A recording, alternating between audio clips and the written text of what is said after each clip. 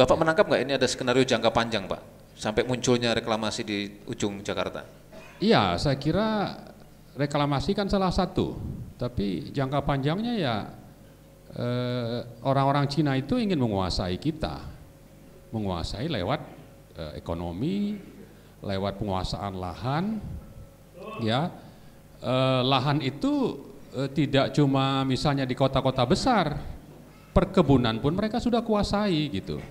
Jadi bisa dibilang ya kalau diukur secara ekonomi mungkin 70-80% sudah mereka yang menguasai kita. Ya, ekonomi itu kan ada aspek misalnya penguasaan lahan di di kota-kota besar, daerah bisnis, perkebunan, ya dan macam-macam lah, hampir semua lah saya kira ya. Mereka sudah kuasai gitu. Apa pemerintah kita tidak membaca itu, Pak, dari awal, Pak?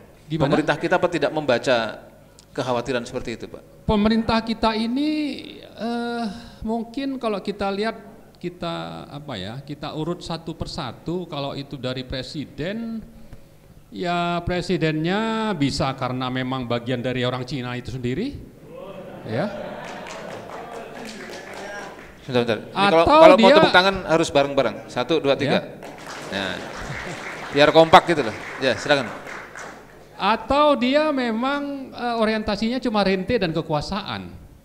Jadi sudah tidak punya tanggung jawab moral, ya, bahwa kalau nanti dia dijanjikan akan didukung menjadi presiden misalnya, atau berkuasa, lalu dikasih kesempatan dapat bagian bisnis, uang lah katakan kasarnya gitu, lalu dia terima, ya itu memang akhirnya kita tidak bisa apa-apa dengan presiden seperti itu.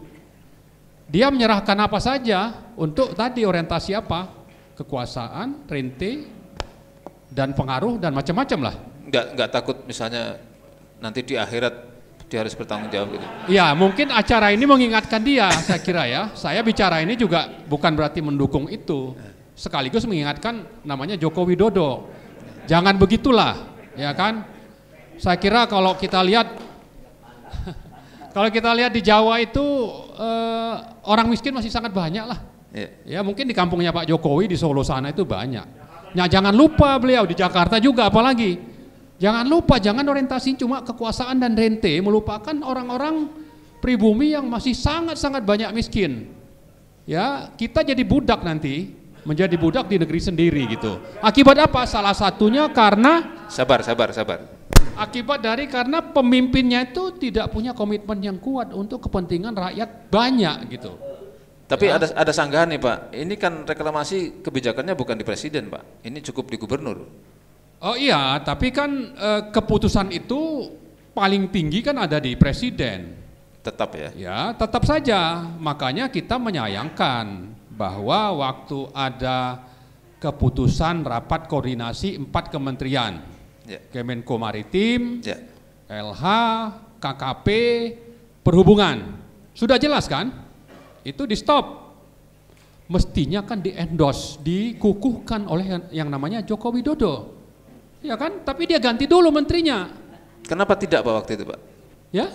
Analisa Bapak, kenapa Jokowi tidak melakukan itu, Pak? Ya karena memang dia bukan orientasi untuk rakyat tadi kan. Orientasinya untuk siapa? Untuk pengembang, untuk orang-orang Cina.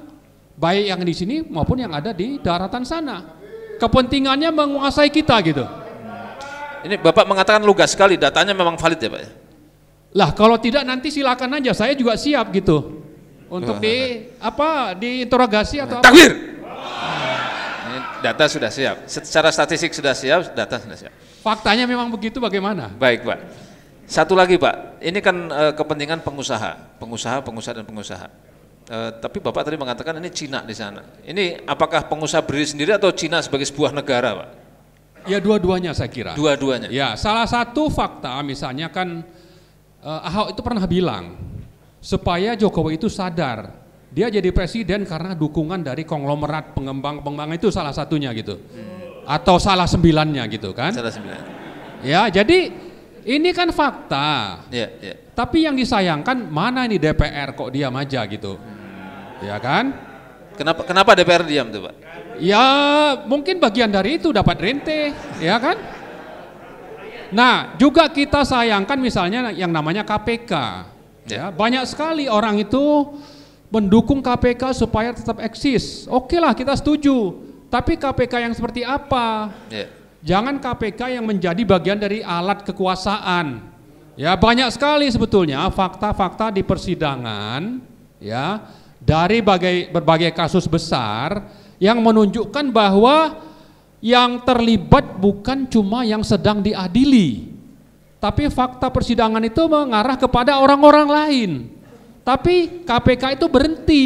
Orang lain itu siapa, Pak? Ya maksudnya kalau kita bicara reklamasi, Gubernur. Bukan cuma orang yang sudah dihukum yang dari Podomoro itu saja sebetulnya. Bosnya Podomoro, bos besarnya itu juga terlibat. Tapi kan KPK diam, berhenti. Ya. Lalu juga kasus yang melibatkan Ahok. Begitu banyak bukti yang sudah dikumpulkan dan disampaikan kepada KPK untuk misalnya kasus Rumah Sakit Sumber Waras atau kasus tanah BMW atau tanah yang di Cengkareng. Banyak, tapi kemana KPK? Ya, KPK kan coba mencari dalih supaya Ahok ini tidak diseret ke KPK, ditangkap. Padahal orang itu sudah sangat-sangat layak ditangkap. Ya, ditangkap itu. Tapi faktanya apa? Presidennya melindungi, KPK juga sama, DPR-nya diam. Artinya memang kita sudah takluk oleh Cina-Cina ini ya dengan menguasai lembaga-lembaga negara. Oke. Takbir. Ya. Bapak melihat ada bom waktu, Pak, di sini, Pak. Ada bom waktu di sini, Pak. Ya, saya kira bom waktu semuanya tidak kita inginkan. Tapi potensi itu ada. Acara ini untuk mengingatkan jangan sampai bom waktu itu meledak yang akan merugikan kita semua. Oleh sebab itu yang nomor satu harus mendengar ini adalah Joko Widodo gitu.